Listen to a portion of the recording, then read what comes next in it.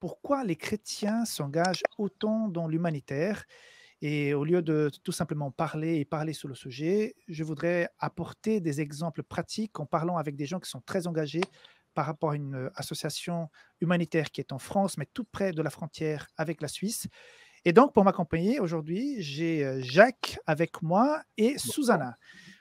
Jacques, tu es dans les médias depuis des années, tu vis, tu travailles en France. Et Susanna, tu es dentiste et tu travailles en France, même si tu es plutôt en Suisse. Donc, je vous remercie de temps que vous m'accordez pour notre émission, pour parler de l'humanitaire en général, mais aussi pour parler de votre association, de le travail que vous faites. Donc, est-ce que je peux te laisser te présenter un petit peu, Jacques, donner plus de détails, raconter un petit peu brièvement l'historique de votre association? Alors, donc je suis devenu le vice-président de l'association Solidarité Village, qui s'appelait ADHM auparavant. Et j'ai démarré dans cette association en 2016, alors qu'elle a vu le jour en 2015. J'ai démarré en 2016 parce qu'un des membres de l'association, un des membres fondateurs, m'a demandé, de par mon métier, d'aller faire un reportage sur l'association. C'est ce que tu es en train de faire maintenant avec nous. Et donc, j'ai accepté et je suis parti au Cameroun faire un reportage sur l'association. Ce faisant, je suis tombé, comment dire, j'ai été choqué parce que j'ai vécu pendant quelques semaines dans un village très, très reculé, à la manière des Africains locaux. C'est-à-dire que j'ai vécu, j'ai mangé, j'ai dormi comme eux dans leur lit. Et là, j'ai découvert, alors que j'avais déjà une expérience dans l'humanitaire et le développement, j'ai compris ce qu'était l'extrême pauvreté. Et j'ai été choqué. Et donc, je me suis engagé dans l'association, alors que j'avais déjà fait de l'humanitaire avec ADRA auparavant. Et que j'avais un petit peu abandonné le domaine, parce que j'avais un peu le sentiment qu'on tournait toujours autour des mêmes choses. Mais là, j'ai vraiment touché l'extrême pauvreté. Et j'ai été vraiment choqué. Donc, je me suis engagé. Je veux dire aussi que j'ai été missionnaire depuis l'âge de 19 ans. Je suis parti en Afrique. J'ai été comme volontaire et après j'ai été comme missionnaire au Cameroun à Nangaïboko. Voilà, grosso modo. Très bien, très bien. Et toi, Suzanne, comment tu es rentrée dans ce monde de l'association, de l'humanitaire? Alors, en fait, moi, l'humanitaire, c'est quelque chose qui m'a toujours beaucoup touchée aussi. Je voulais faire la mission, donc je voulais m'engager sur ça. Et il y a 4 ans en arrière, je suis partie avec mon mari Daniel pour faire un petit peu de l'humanitaire, mais surtout pour faire de la, des prédications, donc voilà, de l'évangélisme. Et donc, pendant que lui faisait l'évangélisme, moi, je faisais un petit peu la prévention auprès des écoles. Et ça a toujours été mon rêve, c'était la possibilité de le faire. Et donc, les Cameroun, les gens là-bas, toute la simplicité qu'ils ont, ça m'a touchée beaucoup. Et après, par l'intermédiaire de Daniel, j'ai connu Jacques. Et quand j'ai vu tout ce qu'ils avaient prévu, tous les projets, je me suis dit, bah, c'est l'occasion de faire quelque chose pour cette association. Et donc, j'ai commencé comme je pouvais à parler à droite, à gauche, à faire quelques vidéos pour essayer de motiver les gens à pouvoir aider cette association. Très bien. Voilà, je vous remercie d'avoir accepté donc mon invitation. Je vois que vous êtes tous les deux très passionnés par rapport à ce que vous faites et apparemment vous êtes tombés amoureux du Cameroun. Donc voilà, notre podcast toutefois commence maintenant.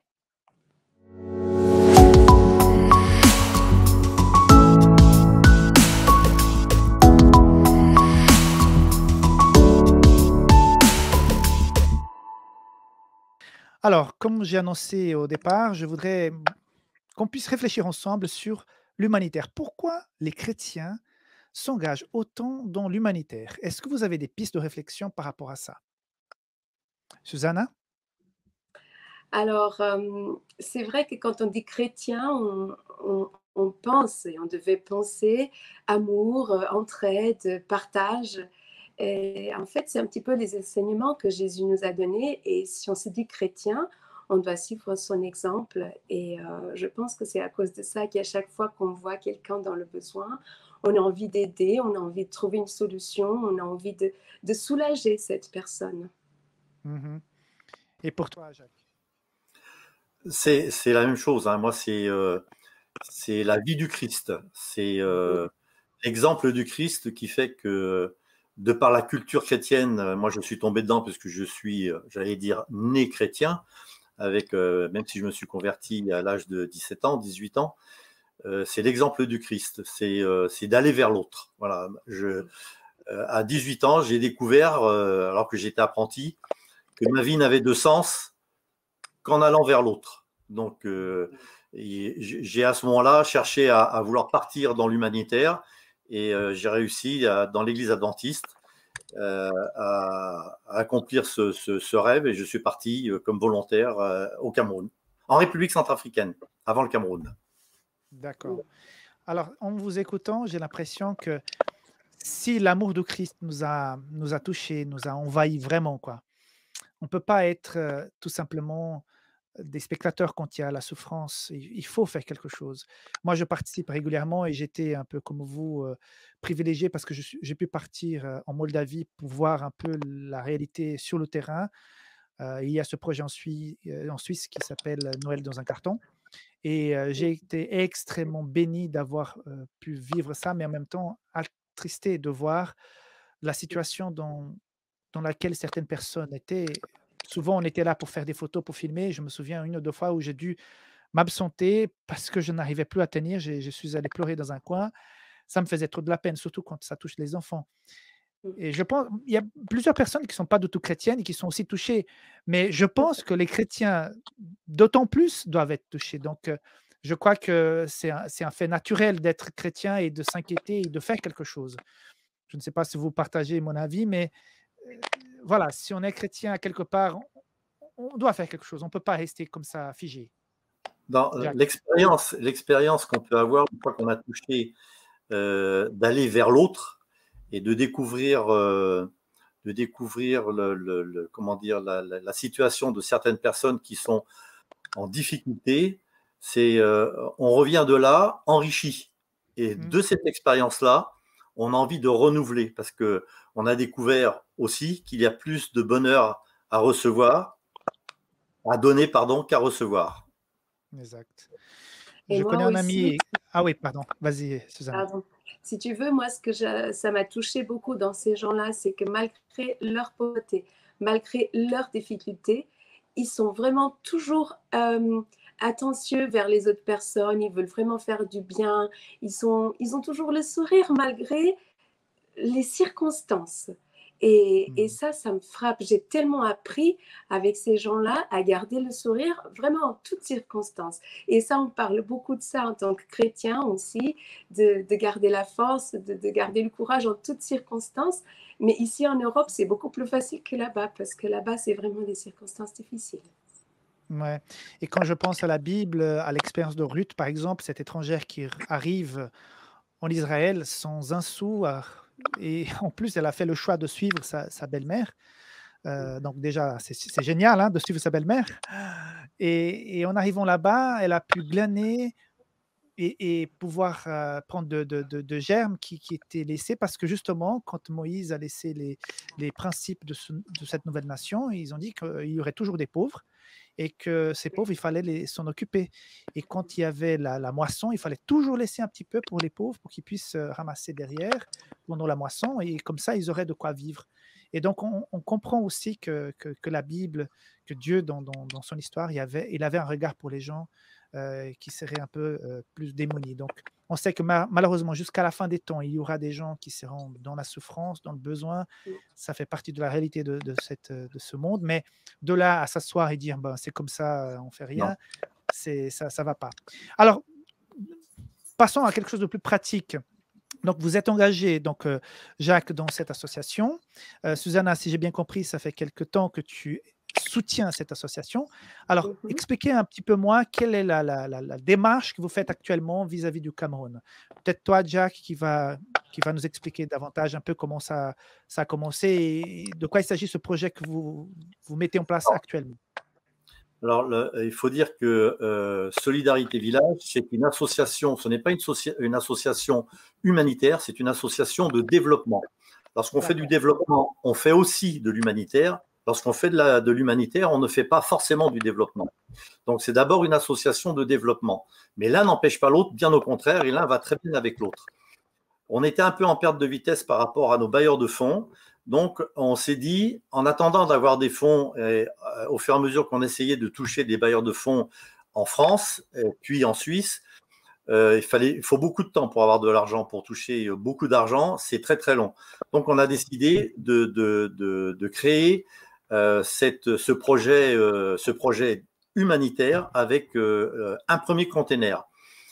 Et donc, on a fait la liste avec les gens au Cameroun. On a fait une liste des besoins, qui est toujours sur le site d'ailleurs, une liste des besoins qu'on a réalisée avec eux. Puis, de fil en aiguille, beaucoup de gens sont venus. C'est extraordinaire, comme les gens donnent énormément de choses. Alors, il faut faire le tri, bien sûr, par rapport à tout ça.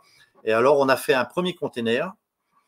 Et puis, dans la foulée, on a eu un donateur, un bailleur de fonds, qui nous a dit, moi, je paye un deuxième container, je paye les voyages, donc le transport des containers au Cameroun et à l'intérieur du Cameroun. Et là-dessus, le Covid, donc le premier container devait partir en mars. Et au mois d'avril, il y a eu le premier confinement et tout a été arrêté. Donc, on a acheté quand même le deuxième container. Et ce faisant, pendant cette année 2020 où il y a eu toutes les difficultés qu'on connaît, qu'on a tous vécues, à l'international comme au national, tous les dons se sont arrêtés. Tout s'est arrêté et notre bailleur de fonds s'est vu retirer le bon contrat qu'il avait avec le Cameroun. Il a dû tout stopper et on s'est retrouvé sans financement alors qu'on avait déjà commandé le deuxième container. Et on se retrouve dans cette situation où on a 2 containers qui maintenant sont pleins parce que les gens comme Susanna ont quand même fonctionné. On a reçu plein de dons à droite, à gauche, dans le médical, dans le social, au niveau de l'eau, de l'électricité, etc. On a reçu plein de dons. On a donc conditionné tout ça dans les containers. Maintenant, les containers sont pleins, sont prêts à partir, mais on n'a plus d'argent. On a réussi pour beaucoup grâce à Susanna qui s'est dynamisée là-dessus et qui a été un fer de lance ces dernières semaines et ces derniers mois. On a réussi à récolter un quart des 20 000 euros dont on a besoin pour envoyer 2 containers. Waouh! Donc, si je comprends bien, je résume la chose. Vous aviez un bailleur de fonds, vous Oui. alliez envoyer un conteneur plein de choses. Oui. Si j'ai bien compris, j'ai vu la liste, hein. Il y a des ordinateurs, il y a de matériel pour un cabinet dentaire là-bas. Il y a 3 Non, cabinets bon, Il y dentaires. en a 3. 3 cabinets dentaires. Des Imaginez dons, si hein, le bien. c'est des confrères qui ont offert. Ils partaient à la retraite ou ils faisaient un changement de carrière. Et donc, bon, on a fait des kilomètres pour aller les chercher, mais Waouh! c'était des dons. Donc, il y a 3 fauteuils et 2 meubles pour agencer 2 cabinets dentaires. Il y a Alors, aussi des imaginez. signalétiques, donc des éclairages Oui. pour. Ouais. Donc, imaginez le bien que ce matériel va faire. Mais Covid fait en sorte que le bailleur de fonds se retire. C'est pas sa faute. Ouais. Voilà, je pense que les Ouais. finances sont tombées à l'eau. Et Ouais. maintenant, vous vous retrouvez avec 2 conteneurs pleins de choses à envoyer. Ouais. Mais maintenant, on n'a plus l'argent pour les envoyer. Non, on n'a pas l'argent. D'accord. Donc, c'est pour ça que vous faites maintenant une démarche tout à fait spéciale, non pour recevoir des objets, des dons, parce que vous les avez déjà, mais pour recevoir du financement pour pouvoir envoyer ces conteneurs au Cameroun. On cherche tous azimuts dans tous les sens. On a il faut reconnaître qu'avec avec le Covid, même les donateurs sont en difficulté. C'est très lent. Il faut beaucoup d'enthousiasme. Il nous faut beaucoup d'enthousiasme pour essayer de toucher les gens et de réussir à avoir. Mais malgré tout, ça marche. Ça marche. Ah, bah, très Oui, bien. oui, ça marche parce qu'en fait, bon, ça fait à peu près 3 mois que je fais ces vidéos et je me dis, j'aurais dû commencer au début de l'année, on aurait peut-être un peu plus. Mais voilà, les choses sont comme elles sont. Mais les gens ont envie d'aider malgré tout, malgré les difficultés. Et puis, si chacun donne même un petit don, 20 francs, 30 francs, petit à petit, si beaucoup de monde fait ces dons-là, on va réussir. Bien sûr, les grandes donations sont les bienvenues, bien sûr. Mais si nous, petit à petit, on fait des petits dons, on va y arriver. Il faut qu'on soit beaucoup de monde. Mais... on y arrivera. Et si j'ai bien compris, à quelque part, tu es la porte-parole principale de cette phase de ce projet, c'est-à-dire Oui. aller essayer de récolter des dons. Comment tu as expliqué un petit peu, j'allais justement te poser la question, comment tu t'es prise par rapport à tous ces dons que tu essayes de récolter? Comment tu fais ta publicité, Susanna? Écoute, moi, j'ai eu une idée comme ça de faire, je me suis dit: «Internet, ça marche tellement bien, les chaînes YouTube, ça marche tellement bien, pourquoi pas utiliser ça pour, partager ce projet avec les gens?» Et donc je fais, les vidéos sur une chaîne, Susana Oliveira, et que c'est mon nom. Et puis, je fais des vidéos à peu près tous les 15 jours, 3 semaines, pour expliquer aux gens le projet et puis pour donner des nouvelles, des difficultés qu'on rencontre, pourquoi c'est urgent d'envoyer maintenant les conteneurs, parce qu'on arrive à la saison sèche et puis qu'il faut que maintenant ça parte pour que les produits puissent être distribués là-bas. Parce que quand il pleut, les routes ne sont pas praticables, donc c'est beaucoup plus difficile. Donc j'essaie d'expliquer dans toutes ces vidéos pourquoi l'urgence, et de toute façon l'urgence primaire, c'est que les gens puissent avoir tout ce qu'on a récolté, parce que c'est dommage de les garder ici. Tout à fait, il ne faut pas les garder, il faut les envoyer. Oui, Donc, c'était ça le but. voilà, exactement. Donc, on va laisser, on va faire en sorte que les gens qui se sentent touchés, on va Mhm. laisser le chemin libre pour le faire. Donc, s'il y a quelqu'un, soit en Suisse, soit en France, qui veut l'aider, il y a 2 manières. Donc, vous me l'avez dit, expliqué. Il y a cette plateforme, Oui, GoFundMe. Donc là, on peut rentrer par ce lien. Donc, si vous nous écoutez sur un podcast, dans la description, vous allez trouver le lien. Sur YouTube, ça sera aussi dans la description. Donc, voilà une première possibilité. Il y a aussi une deuxième qui est le site internet de l'association. Donc, ADHM Solidarité Village, qui est le nom de l'association. Voici leur site internet. En rentrant là-bas, vous allez trouver l'onglet Faire un don. Et là, on peut, avec une carte bancaire via PayPal, faire le don. Donc, voilà, je rappelle le nom de l'association ADHM Solidarité Village. oui. Donc, je voudrais inviter tous ceux qui nous regardent à faire un pas de foi. Je sais que la situation est difficile pour tout le monde, mais comme a dit Susanna tout à l'heure, peu importe la valeur du don, le plus important, c'est de pouvoir participer. Nous avons beaucoup de matériel qui pourra aider les enfants, pourra aider euh, la création des cabinets dentaires là-bas. Je pense que c'est un grand besoin. Donc, ne laissons pas pourrir ce matériel ici. Il faut envoyer ces 2 conteneurs. C'est vrai que la somme qui est recherchée est assez importante, mais on y croit comme faire. Et peut-être, il y a un grand donateur.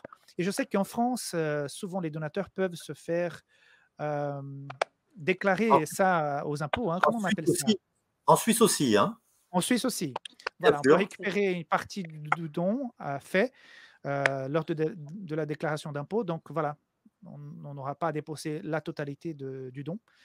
Mais voilà l'appel que nous faisons aujourd'hui, participer à ce projet, aider cette association pour que ces conteneurs puissent enfin partir. Est-ce que vous avez un petit mot de conclusion? Moi, je voudrais dire que si les gens ont besoin d'être convaincus, il faut qu'ils aillent sur le site adhm.fr. Et sur le site, vous avez tous les films. Il y a une dizaine de films qui relatent toutes les actions qu'on a déjà menées. Il y a des newsletters et vous pouvez découvrir tout ce qu'on a pu faire et tout ce qu'on veut faire en allant sur ce site adhm.fr. Donc, c'est bien marqué sur l'écran maintenant. Exactement. Oui. Susanna? Oui, oui, je vous invite vraiment à faire ça. Surtout, il y a une mission en 2019 qui a été géniale qu'ils ont fait pour rétablir les sources d'eau là-bas dans les villages. Donc, ce n'est pas quelque chose qui n'a pas en début, avant. Donc, c'est vraiment une association qui a déjà fait pas mal de choses là-bas. Et ça, c'est juste une continuité. Et puis, les gens comptent avec ce matériel et aidez-nous alors avec votre don. Ou sinon en partageant cette vidéo pour que d'autres personnes puissent avoir accès à cette information et aussi pouvoir participer en faisant un don. Voilà, très bien. Ben, merci beaucoup. On a pas mal appris Merci. sur votre association et que Dieu vraiment puisse vous bénir et faire en sorte que Merci. cette association puisse atteindre ce but qui est envoyer ces 2 conteneurs au Cameroun. Donc, merci beaucoup à chacun d'avoir suivi cette émission, Merci. podcast toutefois. Et puis, on se dit à bientôt pour une nouvelle émission la semaine prochaine. Bye bye. Merci. Merci.